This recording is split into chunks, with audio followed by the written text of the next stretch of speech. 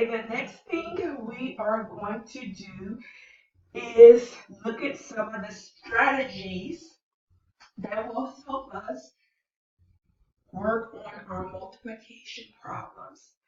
Now we see some balloons here. Let's use multiplication to find out how many balloons we see. So I want us all to count each balloon that we see. Ready? 1, 2, 3, 4, 5, 6, 7, 8, 9, 10, 11, 12, 13, 14, 15, 16, 17, 18, 19, 20.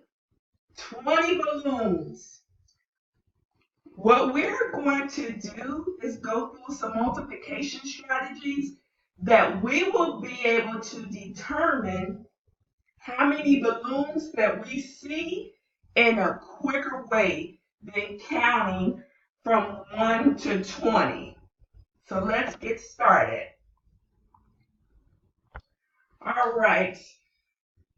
I want to go over some of the multiplication strategies with you, and this is a reference page that I will pass out to each of you at the end of the class so you can review as you're doing your multiplication homework and your practice so we can all avoid the math attack.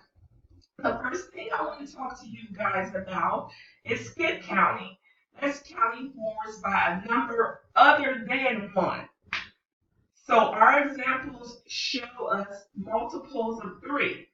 So if we count 1, 2, 3, and then we add 3 more, 1, 2, 3, 4, 5, 6. That is an example of skip counting. So for multiples of 3, it would be 3. 3 times 2 would be 6. 3 times 3 would be 9. See how we are skipping by the multiple that we are counting. The other example is 2. So 1, 2, add 2 more, 1, 2, 3, 4. If we add 3 more, we have 1, 2, 3, 4, 5, 6.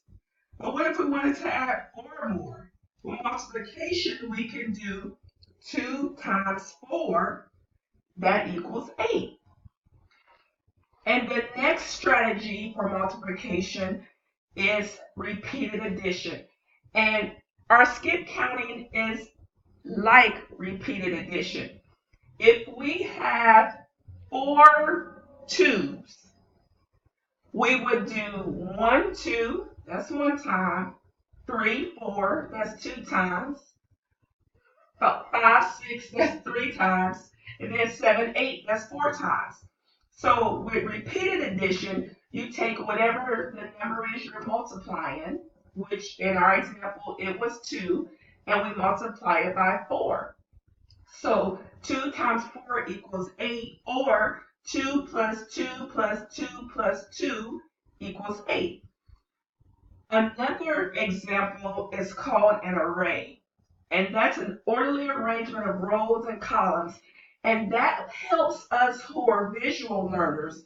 We can actually write out, draw out, make tick marks, make circles, whatever you use or want to use to help you see what your multiplication problem is, to help you understand what the factors are and the product. Are the multiples that we're using, the numbers, and the answer. In this example, we have 2 rows. And how many do we have in each row? We have 3. So this is an example of 3 times 2 because we count 1, 2, 3. So we have 2 rows of 3, so we have a total of 6. And again, this is another strategy you can use to help you solve your multiplication problems. Another example that I will give to you guys and we will work on in class, and you will also take home and work on so you can continue to learn your multiplication tables so you won't have a math attack, is a multiplication chart. And you will fill in the numbers based on the numbers that you have at the top and to the left. In this example, we have 0 times 0. So if we have 0, nothing, and we add nothing, we have nothing, right? So it's 0. The yellow part shows that in this example, we have a 2, and if we take 2 times 3, that's on my left, your right, 2 times 3 equals 6. Just like our example with our picture, we have 2 columns. We have 2 in each column and 3 rows. So 2 rows, like our 2 in the multiplication chart, and we have 3 in each column. So 2 times 3 is 6. Another strategy you could use is the zero property. This one is easy. Anything you multiply by 0, what is the answer, Luke? 0. 0 multiplied by 0 is 0. So anytime you get a question with 0 times 0, 0 is the answer. Anytime you get 0 times 7, 0 is the answer. If you get 1,000,000 times 0, 0 is the answer. And another easy one to remember is the identity property.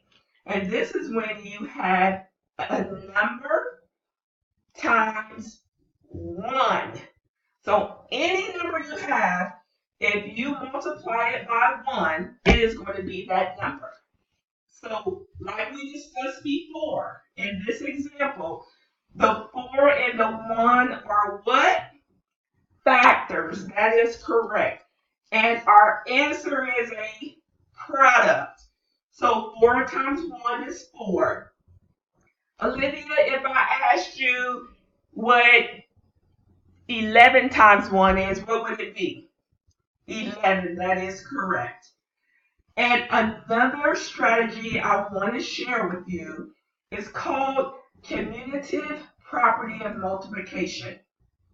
And what that is saying is that if you have 2 of the same numbers in reverse order, and again, our example has 3 times 4 or 4 times 3, the answer is 12. No matter what order you put it in, the answer will be the same. As long as it's the same 2 factors, whether it's 3 and 4 or 4 and 3, the answer will be 12. Another example is, like we saw before, 2 times 6 is 12.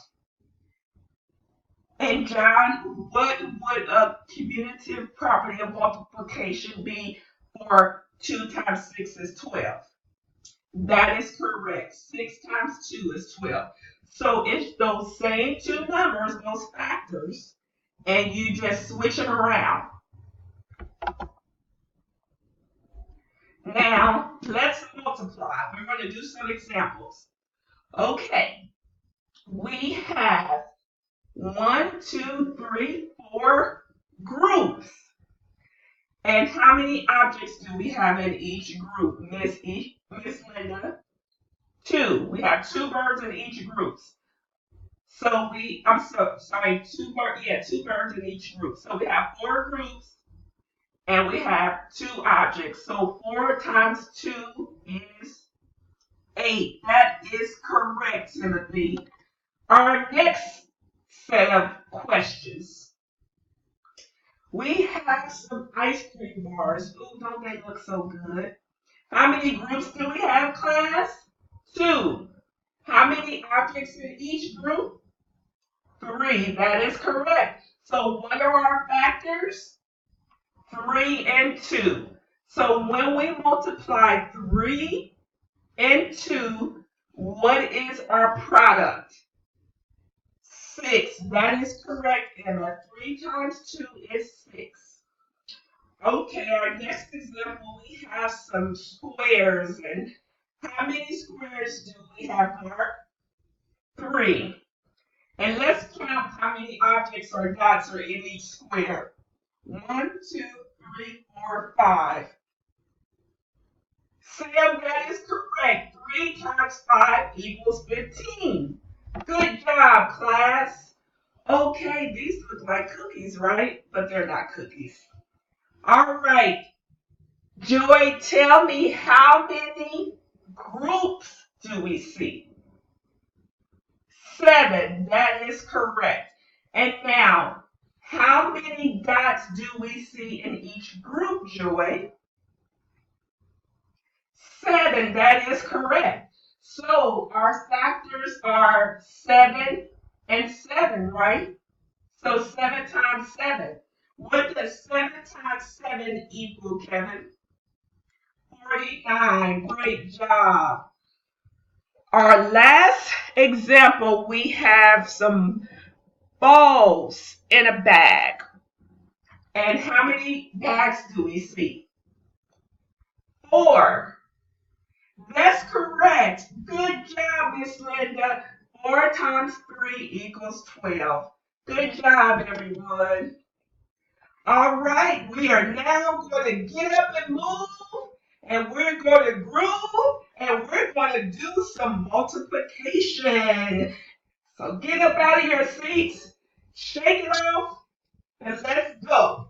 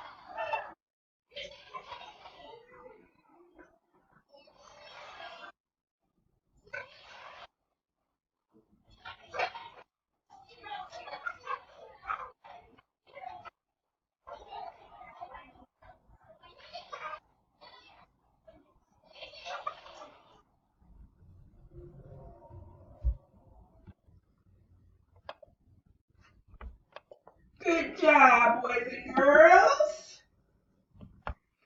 Now we are going to do some more review.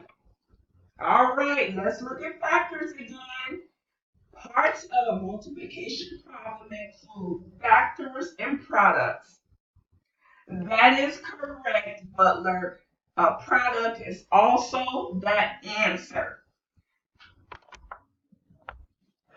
Okay, in this example, we see 4 groups of 2. Can you tell me, Christian, why I said we have 4 groups of 2? That is correct, because we have 4 circles that have 2 alien eyes. So, 4 groups of 2, or we can do 2 plus 2 plus 2 plus 2, right? Or we can do 4 times 2, which equals 8. Our next example, we have some green apples. Don't they look delicious? Okay, so we have 5, 1, 2, 3, 4, 5 objects, and we have 1, 2, 3 columns. So 3 times 5 equals 15 apples. And this is another strategy you can use when you're doing your multiplication. You can use a number line. And again, these are examples that will help if you want to visually see how to do your problem.